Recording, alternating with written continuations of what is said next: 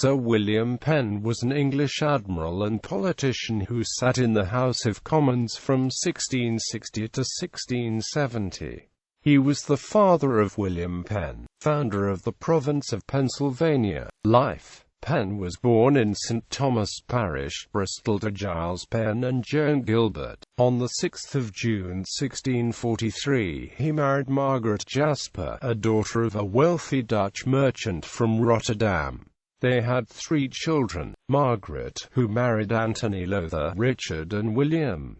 He served his apprenticeship at sea with his father. In the First Civil War he fought on the side of the Parliament, and was in command of a ship in the squadron maintained against the King in the Irish seas. The service was arduous and called for both energy and good seamanship. In 1648 he was arrested and sent to London, but was soon released, and sent back as Rear Admiral in the Assurance. The exact cause of the arrest is unknown, but it may be presumed to have been that he was suspected of being in correspondence with the King's supporters. It is highly probable that he was, for until the Restoration he was regularly in communication with the Royalists while serving the Parliament, or Cromwell, so long as the service was profitable, and making no scruple of applying for grants of the confiscated lands of the King's Irish friends. After 1650 he was employed as Commander-in-Chief of the Southern Fleet in the Atlantic and in the Mediterranean in pursuit of the Royalists under Prince Rupert. He was so active on this service that when he returned home on the 18th of March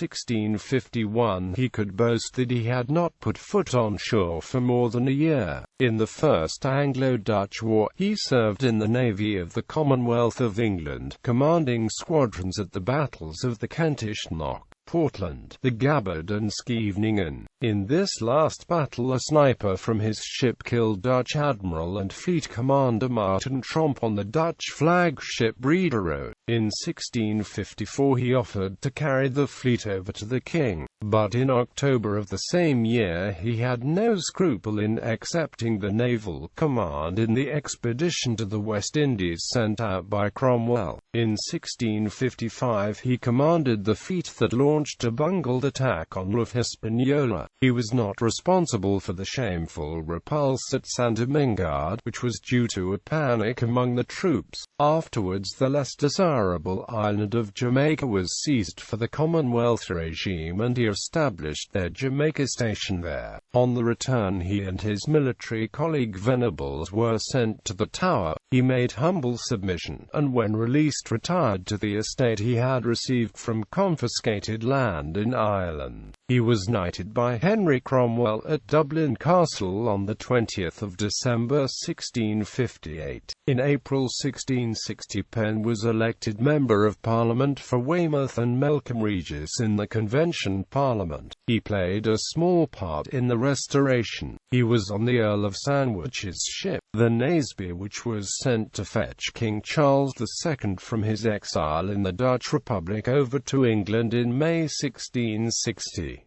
During the voyage he made himself known to the Duke of York, who was soon to be appointed Lord High Admiral, and with whom he had a lasting influence. In 1661 Penn was re-elected MP for Weymouth and Melcombe Regis in the Cavalier Parliament. In the Second Anglo-Dutch War he was flag captain at the Battle of Lowestoft in 1665 under James Stuart, Duke of York, and later in the year Admiral of one of the fleets sent to intercept de Ruyter. A key source for the adult life of Penn is the diary of his next-door neighbor Samuel Pepys. In 1660 Penn was appointed a Commissioner of the Navy Board, where he worked with Pepys, Clerk of the Acts to the Navy Board. The character of mean fellow, or false knave, given him by Pepys is borne out by much that is otherwise known of him, but it is no less certain that he was an excellent seaman and a good fighter. Like Pepys and the Earl of Sandwich, Penn was a moderate Roundhead who had succeeded in maintaining his position at the Restoration. Unsurprisingly, Penn appears several times in Pepys' diary,